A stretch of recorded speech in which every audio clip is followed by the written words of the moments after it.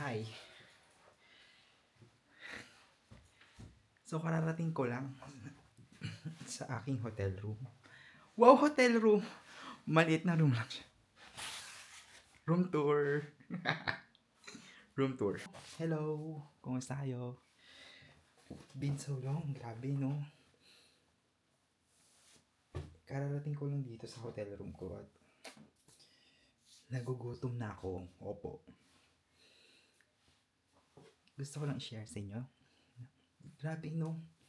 Who would have thought na yung next video na ipapakita ko sa inyo, nasa Europe ako. Nasa Europe ako! Hindi nyo kaya. Scotland.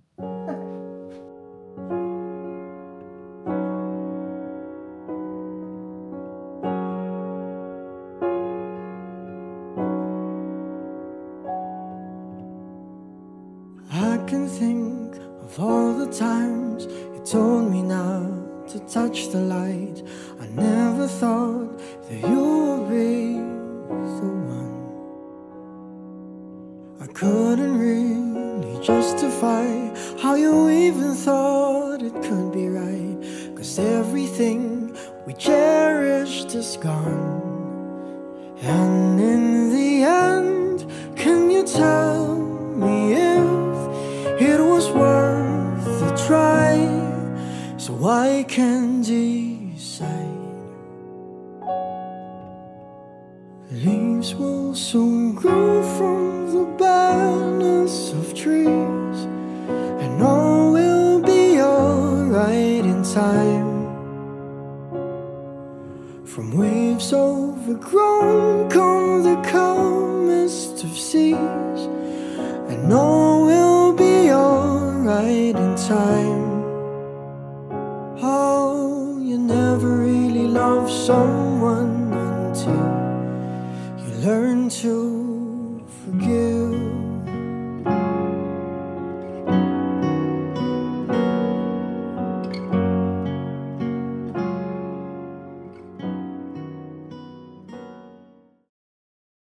At dahil nasa Scotland tayo, meron sila ditong Jollibee!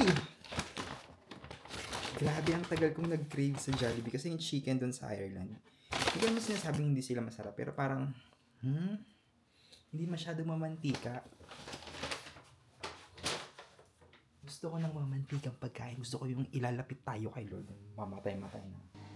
Ang galing. Sobrang ganyan lang siya.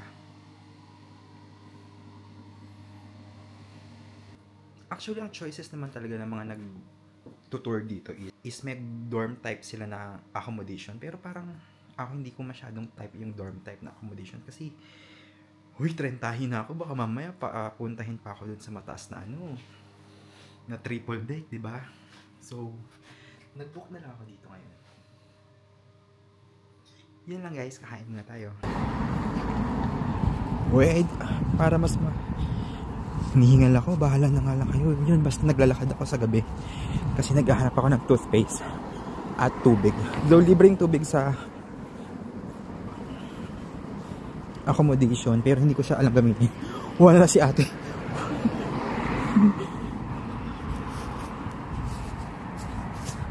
Yan lang. Yan yung Edinburgh Zoo. So, initially nagbuo ako ng Edinburgh Zoo pero kinancel ko kasi baka kainin niya yung oras ko. Total mga kahayup-hayupan lang din naman makikita ko doon. Pwede sabihin yung gusto ko sabihin. Hello! Second day ko na dito sa Edinburgh. So, ito lang yung first and last full day ng trip ko.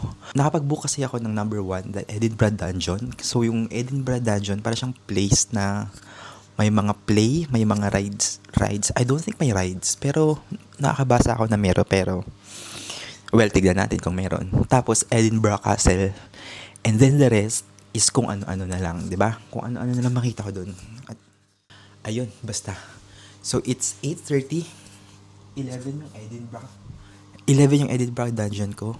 At hindi pa ako nagre-ready. At isang reason ko rin kasi kaya bakit ako kumuha ng room instead of dormitory. Kaya para kapag tinamad ako, matutulog na lang ako buong araw. Ganyan, oh. Ganun. So, ayan na. Nakaready na ako. Pero medyo hindi pa ako decided na umalis kasi masakit pa yung tiyan ko. Baka mamaya matai lang ako sa labas. Lagi ko na lang problema tong tae ko. Tapos, siguro nakita nyo na tong suot kong, ano ba tawag dito? Pang malakas akong coat. Thank you, Zach.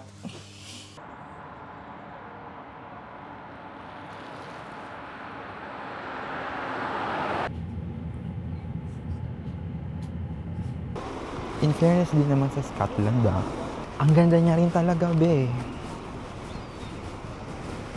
Although hindi ko alam kung pwede ako dumaan dito kasi wala namang taong dumadaan dito.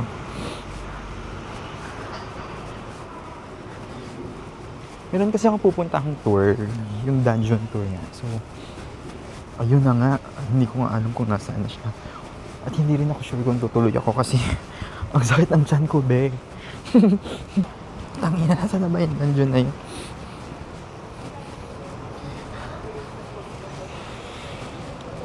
Ang ganda. So, hindi lang masyadong ideal yung weather, no? Pero okay lang. Gusto ko na rin yung ganito kasi. Nag-weirduhan siguro sila sa akin. Sabi, ano yung binibidyo niya itong taong ito? Pakay. Ito na siya. Actually, ito yung pupuntahan ko.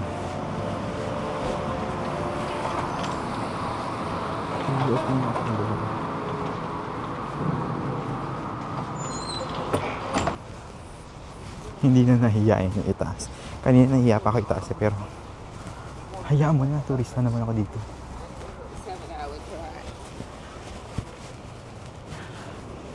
I mean, girl. Ganda. So, tingin ko, i-visit ko mamaya yung National Gallery nila kasi nakalagay free admission. Kapag siningil nila ako, dadalhin ko sa kanila yan. Okay, medyo bad trip na po itong ulan na to.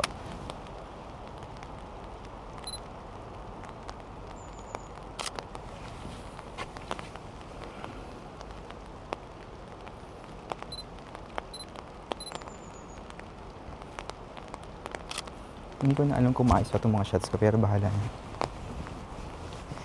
So, babalikan ko na lang yung National Library mamaya. Ngayon, babalik na ako dun sa dungeon kasi in 12 minutes mag-start na yung show. Show nga ba yun? Hindi ko na nga rin alam.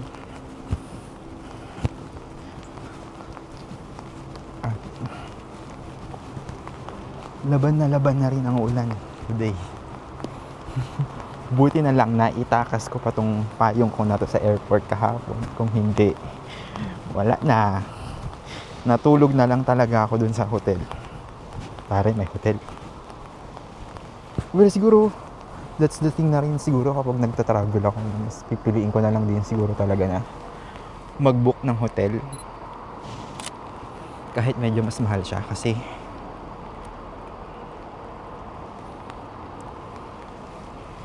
malaki ang tendencies nating mga titos of Cavite, of the Philippines, na matulog na lang kaysa mag-tour. Yan lang.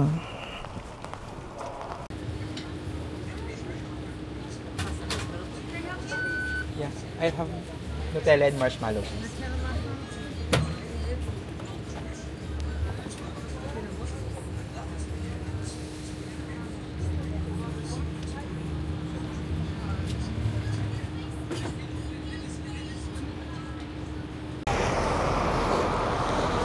Okay. Bumili ako ng Nutella. Mukhang malaglag. Okay na yun. Wow. Ang init. Ang init. Show tayo na ni girl. Wow, yun yung Edinburgh Castle. Actually, papunta ako doon ngayon kasi medyo malayo pala siya. Hindi ko alam kung paano ako pupunta doon. So ngayon, after na pagkahaba-haba ako ng lakad, nasa Edinburgh Castle na ako.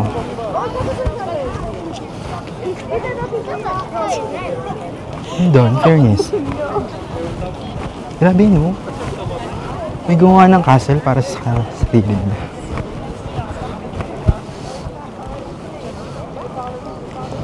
Ang dungis ko. Tingnan mo yung damit ko. Natapunan ako ng chocolate sa creek na yan.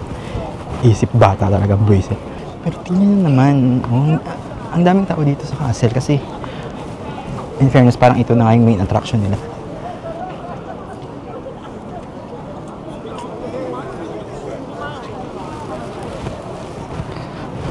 Ang ganda.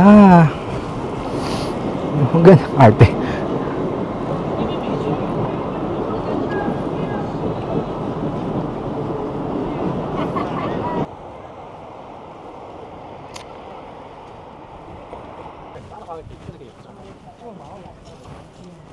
Wow.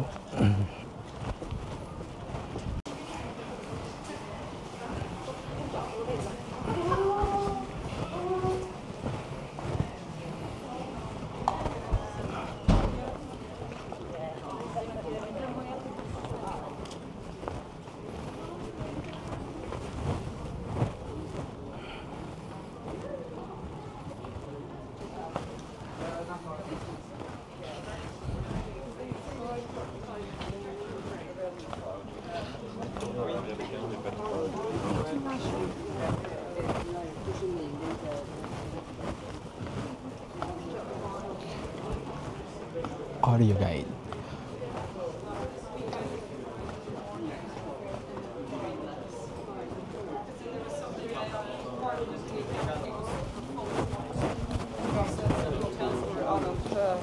Policy.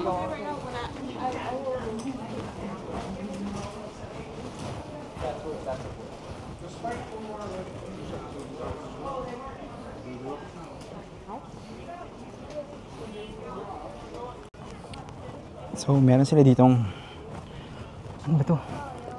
Audio guide.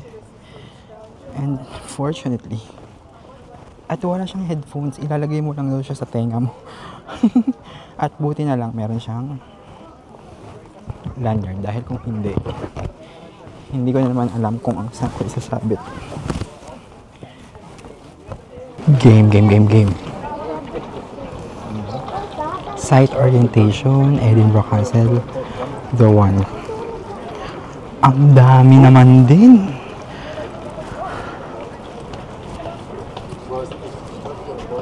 Lahat to pakikinggan ko. Paano? Ang hirap naman. Bisan ako. So, number 1 pala yung kanina. Press 1 and play. Ay!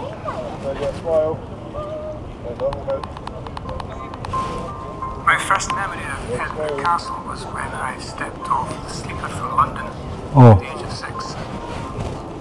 It's just fascinating, and every single time I look at it, I see different elements. May sinasabi siya, naririnig din naman, di ba? On the top of a volcanic plug dominates the local landscape. You could come here 100 times and not get to the bottom of its wealth of stories. When you come out, it's always going to be a really good day. Otherly time signals known as the pips. These signal the end of the gun's role as a navigational tool, but not its place in the hearts of local people. If you won't be here at 1 o'clock, or if you've missed it, this is what the actual gun sounds like. Feeling ko madungis ako kaya. Huwag nyo na ako i-judge. Grabe naman kayo. Ang ganda. Diba? In fairness din sa Edinburgh naman talaga naman ginalingan nyo rin ah.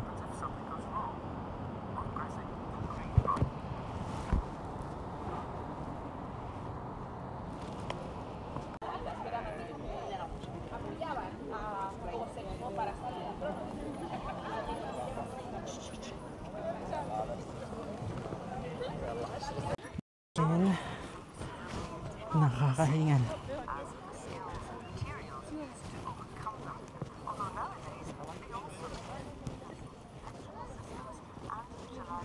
Next part ay ang Prisons of War. Prisons of War. Peas or greens every other day, 4 ounces of butter and 6 ounces of cheese once a week. Ganyan I yung forgot, sir. 2 ounces of salt. prison nila noon. Especially Sundays when the boats are So much better kaysa sa prison ng Pilipinas ngayon. So ito yung prison nila dati.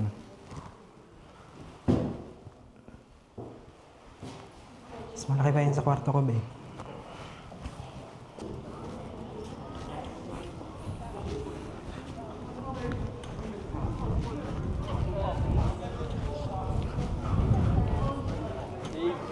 Nakakapagod.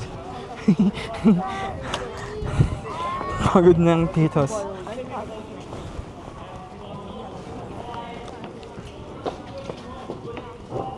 The Scottish National War Memorial. Ay, bawal na po.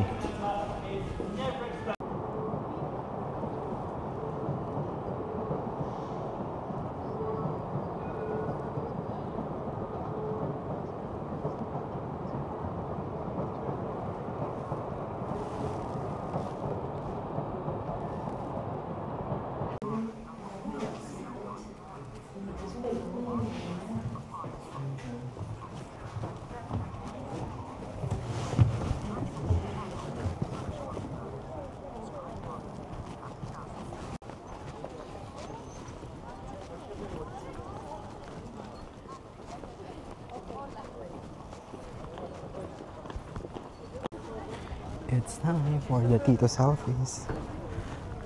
Ay, ang ganda ng Edinburgh. In fairness din naman talaga sa kanila. Hinalingan din talaga nila.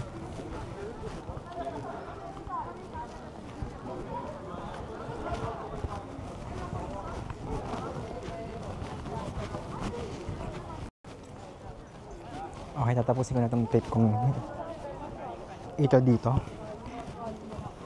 Kasi para maisoli ko na yung mga nakasabit sa mukha ng eng-eng dito.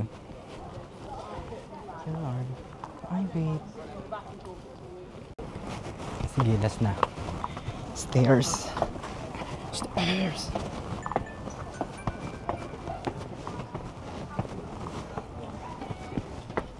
Putang ina. Mahulog pa.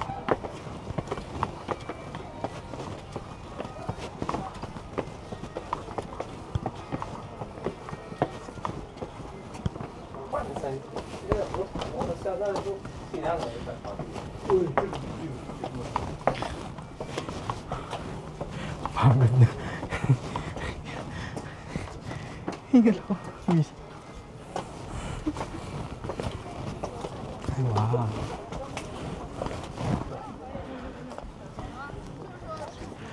Ang galing. Dito ako galing kanina.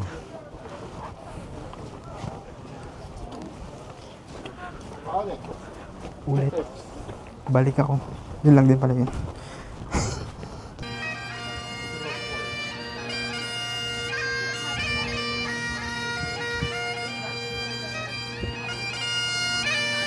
Oh my gosh, tingnan niyo yun. Rick H. Matthews. Ben şunu istemiyorum dersen.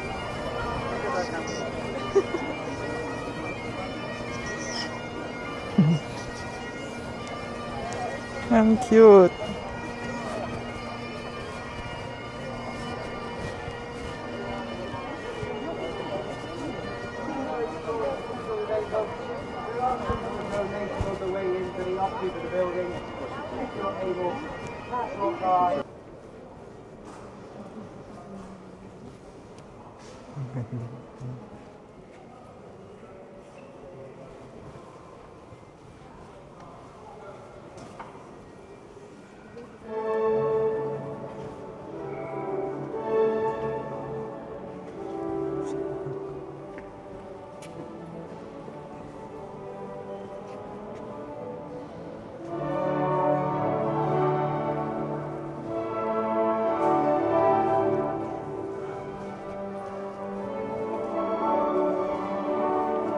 May kulangot ako ah.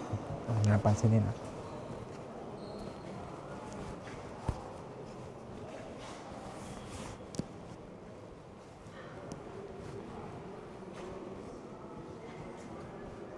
Wow.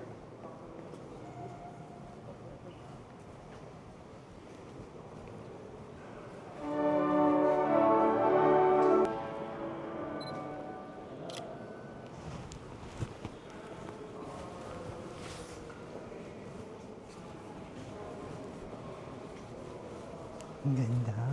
Mother.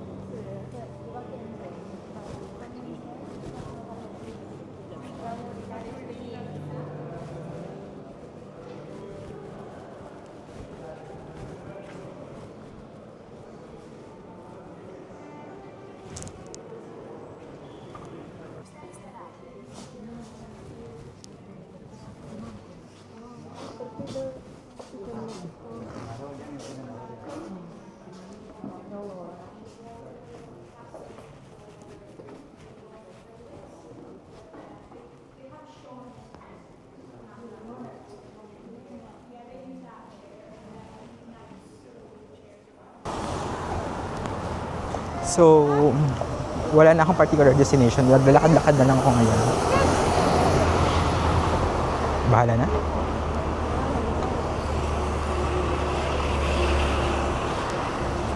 Hindi ko alam kung kakain na ba ako. Kasi parang alas 4 pa lang. Baka kasi kapag kumain na ako, tama rin na ako kung gawin kung ano mang pwede bang magawa dito. Kaya, kakain pa rin ako. Kasi gutom na ako eh. Hindi naman ako nag-rush. Ang kinain ko lang yung crepe na nagkanda dungis-dungis pa ako. Kasalanan to ni Mara eh. Nakita ko yun sa story niya eh. Hoy Mara, shout out sa'yo. Laban mo to. Okay. Medyo nakapag-decide na po ako. Ang ating amats ngayon ay bibimbap. Bibimbap. Bibimbap. Ayun lang nga. Kasi sabi ko lang na decided na ako kung anong kakainin ko. Tapos papunta na ako doon. Tapos syempre hindi ako doon tumuloy. ADHD things. Nandito lang ako. Inisip ko lang, natatambay lang muna ako. So, wala na. Kasi parang ang dami ko naman ang ginawa today. So, sige, dahan-dahan na lang muna. Gusto ko sanang magdrama at bigyan kayo ng speech na about life. Pero kasi, buwisit kasi itong kapeng binili ko, natatai ako eh. Ito ang bibilin ko. Alam ko naman, sinabi ko na gusto ko ng bimbing. Pero kasi parang masarap ng bulgogi. Are you ready to order? Yes, please. 1 bulgogi. Yeah. And 1 Diet Coke. Diet Coke. Would you like ice with that as well? Yes, please. Yeah. Amazing. Thank you. Thank you very much. I'll just take these for you. Okay. Sorry. Thank you. Thank you.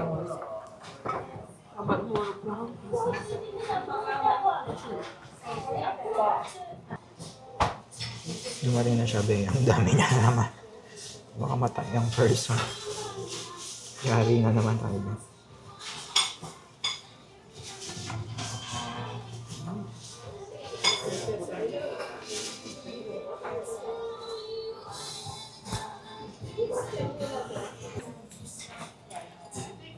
Lord, thank you pa. Kain ako ha. Kahit sobrang dami ni chocolate.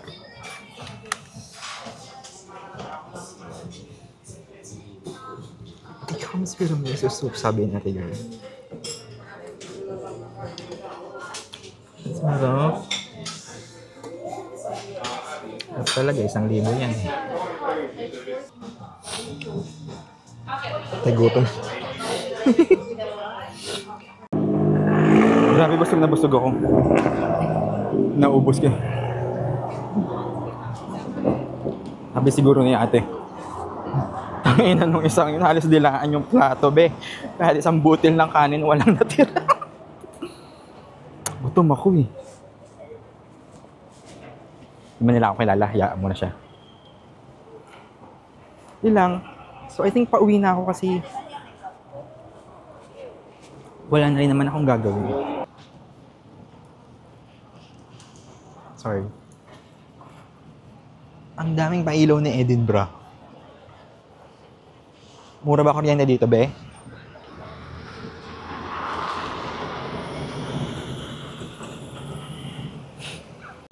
X38. Yan, X58. Alam mo, ang problema lang talaga dito. Sobrang mahal ang bus nila, ah. Parang 3 pounds per ride. Magkano yun? 200 plus. Hindi lang ako matatae. Maglalakad na lang talaga. Nasira yung machine ni kuyang bus driver sa pagtatap. Kaya libre lahat ng pamasahe. Thank you, Lord. Hi, finally. Nakauwi na rin ang Titos of Manila. Hala, baka i-judge nyo ako, ah. Ito uling yung sinuot ko talaga. Kasi, basta, ewan ko na rin. Pagod ako, gusto ko na lang humiga. Humilata. At yun ang gagawin ko. Bye-bye!